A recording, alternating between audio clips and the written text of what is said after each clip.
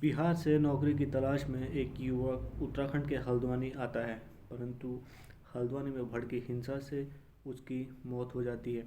8 फरवरी को वह बिहार से चलकर उत्तराखंड आता है, जहां पर अतिक्रमण के कारण हिंसा भड़क जाती है और उसी अतिक्रमण के कारण इस युवक को गोली लग जाती है और इसकी मृत्यु हो जाती है और इसका शव रेलवे स्टेशन के बाद मिलता है।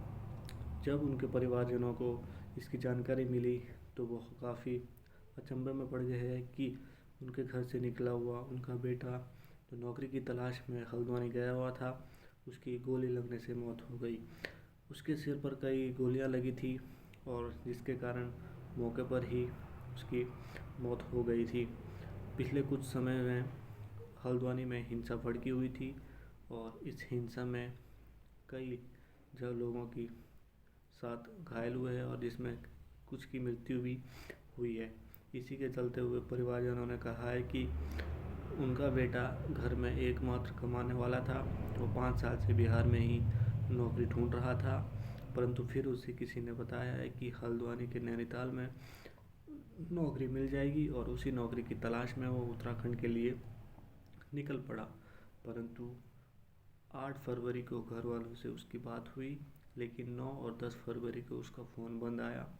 तभी पुलिस वालों ने उनके घर में कॉल करके बताया कि उनका बेटा यहाँ पर हॉस्पिटल में घायल है और हिंसा के कारण उससे कुछ गोलियां लगी, आप जल्द से जल्दी आ जाए। जैसे ही उनके घर वाले हल्द्वानी गए तो उन्होंने देखा कि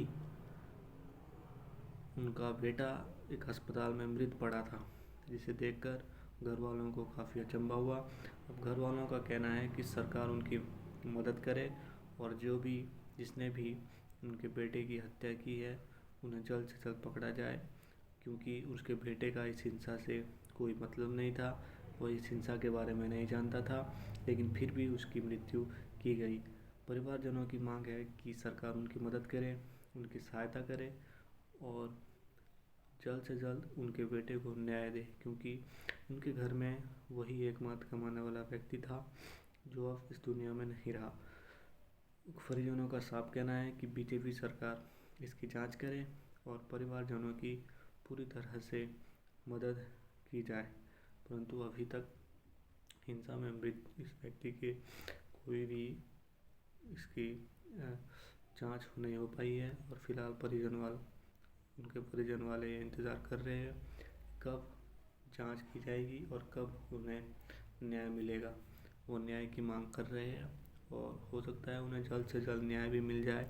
जिस तरह से उनके बेटे को इस हिंसा में मार दिया गया है, वो अपने आप में ही एक बहुत बड़ी हानि होगी उनके परिवार वालों के लिए और उम्मीद है कि उनके परिवार वालों को जल्द से जल्द न्याय मिले और जल्द से जल्द जांच हो जाए।